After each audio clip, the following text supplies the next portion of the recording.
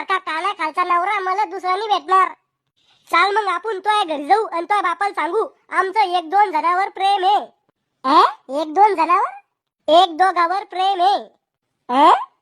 अव आमचं एकमेकावर प्रेम आहे. हा आता बरोबर आहे. अरे पण मग बाप लय डेंजर आहे. आपण जर घरी गेलो ना तर तुला लय आनंद बेल्टा खाली आणि मग बी टकलं करल. मी काय बरं तोय बापाले. अरे जेवढ्याला तोय मांडे आहे ना तेवढ्याला माझ्या बापाचे दंड आहे. एका चापडीत बेसुदच पडतो तू. मग आता काय करायचं? तुम्ही पळून जाऊन लग्न करा. म्हणजे लव्ह मॅरेज.